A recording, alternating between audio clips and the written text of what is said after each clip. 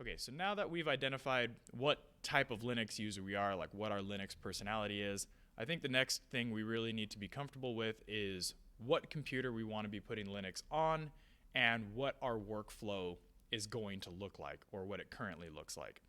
Because that's going to help you determine, the software that you're going to have to replace, the concessions that you're going to have to make as you move into Linux, and getting comfortable possibly with a different set of tools to accomplish the same job. And so there's a couple of different users that I've run into, and they all have varying degrees of seamless transition into the Linux community. I think the easiest demographic that's going to make the transition is the people who don't really have a job that's tech related. And so they have a personal computer at home, and all they really use their personal computer for is, maybe some light productivity work that can be accomplished with like an Office suite, so a word processor, Excel document, some sort of presentation software, and then just a web browser, to get on Netflix or social media or check the news. And so if your use case is primarily browser-based and home office-based, then the transition to Linux is going to be pretty seamless because there's already really well-established and very mature replacements for those things. The browsers already exist on Linux. So if you're already using Google Chrome or Chromium or Firefox or whatever, that already exists on Linux. So that's going to just be a one-to-one transition. And then if you're used to using Microsoft Word, but you don't really collaborate with people who also use Microsoft Word, you're not part of like a big business team and you're doing a lot of work at home, then something like OpenOffice or LibreOffice will, suit your needs pretty well. It'll be a little bit of an adjustment period, but not too strenuous. The second demographic that's going to find the transition a little bit more difficult are people who, have a home office, or they have their home computer and then they have their work computer. And usually that's not a problem if those two computers don't need to talk to each other. So if you have a pretty good delineation between your work life and your personal life, and you go to work and you do your work on your work computer, and then you come home and then you don't really need to access those files at home because you're not doing the work at home, the transition will be pretty seamless because you're not going to need all the proprietary software that your work has provided for you in order to enjoy Linux on your home desktop or on your home laptop. The really tricky situation is for the people that need those two computers to talk to each other, or even worse, if that's all on your own personal computer. And so people who are really heavily invested in like the corporate world might need to access their documents from their work computer on their personal computer, edit them on their personal computer, send them back to their work computer or send them back into the cloud, access them on their work computer, and continue that work pretty much 24 hours a day, right? You need to be able to do work on both computers. And that's kind of difficult to do on Linux depending on the software that you have to use. And then for the people, these are usually like creatives, for the people whose work computer is also their personal computer, that's going to be probably the most difficult to transition into Linux because as a creative, you're probably really comfortable using proprietary software like the Adobe Creative Suite or some sort of like 3D rendering software or some sort of video editing software. Maybe it's Final Cut or whatever Adobe's version of Final Cut is. And those don't have really solid one-to-one recreations in the Linux world.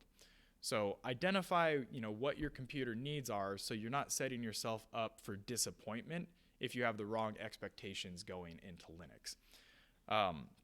So once you know what you use your computer for, you have to define what work is essential and what work needs to be done. Because once you know, like, yeah, I have my work computer and I have my personal computer, and yeah, I sometimes do work on both ends, but I don't need to, right? That's a choice I'm making. I can separate my work computer from my personal computer. If that's a possibility, then you've identified what is essential for your workflow. If you don't need to be using Photoshop at home and you can get that work done at work, then you don't need Photoshop, right? And then you don't have to worry about it on your laptop or your personal computer, your desktop. But if that is essential, that you do need to use proprietary software. There are alternatives on Linux that you can start to get comfortable with. And this advice is maybe targeted toward hobbyists or enthusiasts.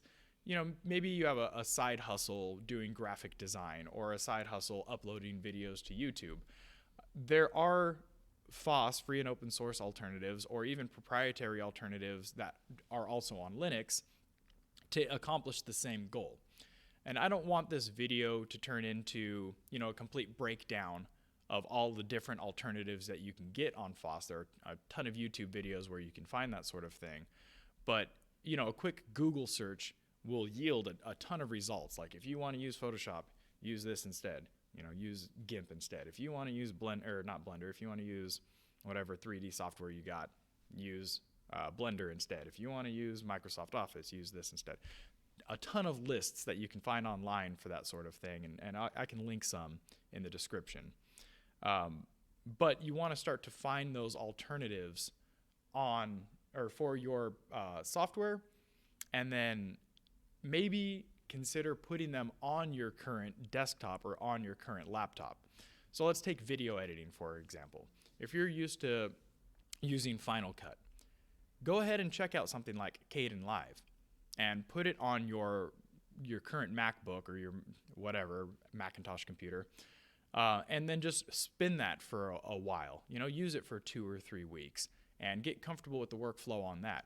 So when the time comes that you're finally ready to make the transition into the Linux ecosystem, you're already comfortable with the alternative.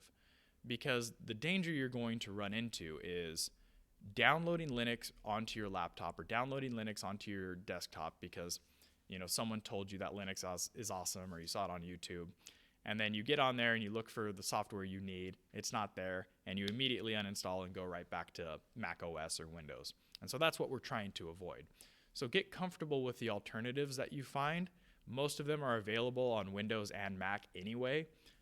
So get those alternatives downloaded, install them on your computer, use them for a couple weeks, really get used to the new workflow before you make that transition to Linux. Now, a couple of parting thoughts before I wrap this up. Understand that the people maintaining these alternatives are creating their own software, right? Most of them aren't trying to do a complete one-to-one recreation of Photoshop or of Microsoft Office. These are developers that have their own goals and interests in mind with what they're creating. So the programs that they are creating are going to reflect that. So it's not really fair as a consumer to come in and expect a one-to-one recreation or feature parity when that might not be the goal of the developer. And so understand that these are different softwares. They can accomplish the same goals, they can do the same work, but they might go about it in a slightly different way, which is why it's important to download them first on your current machine and get used to them before you transition into Linux.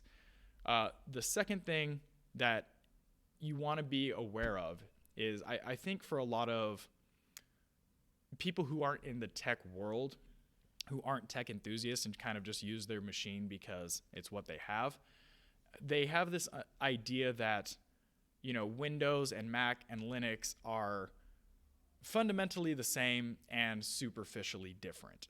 And I think it's actually the opposite. I think Mac, Windows, and Linux are fundamentally different and superficially the same.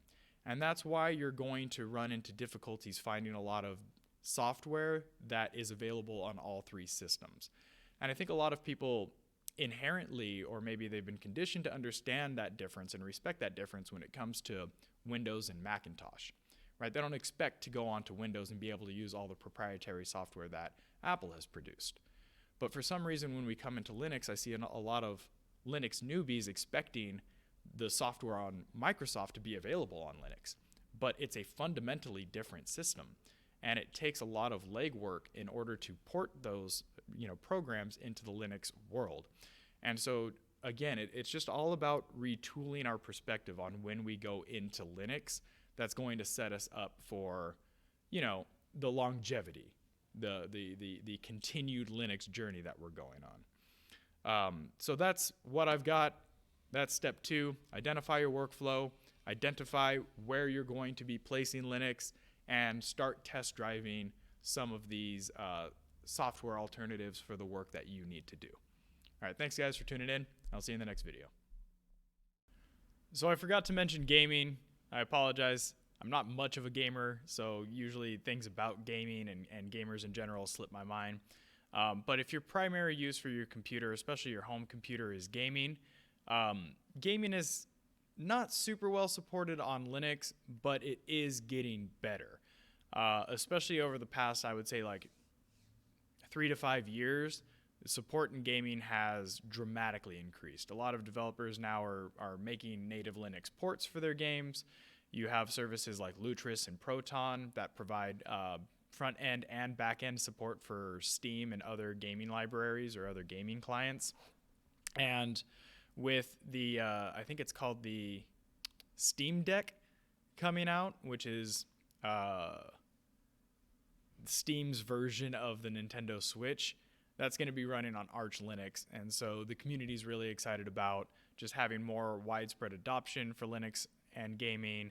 And then obviously getting, big names like Steam out there onto a Linux machine is going to kind of raise a couple eyebrows in the developing community and the video game development community in trying to have native support for Linux for their games. So it's going to be a lot of legwork going into the gaming world on Linux, at least at first. But as time goes on, I can only see support getting better and better. And, if making the transition to Linux is important for you as a gamer, you'll make it work. I haven't run into a whole lot of just like completely incompatible games, although again, I'm not much of a gamer, so your mileage may vary. But the solutions are there, the community is there, the fixes are there, the support is coming along. And as long as you're willing to do a little bit of, legwork on your end to make these games run on your system, it shouldn't be too much of an issue. All right, thanks guys.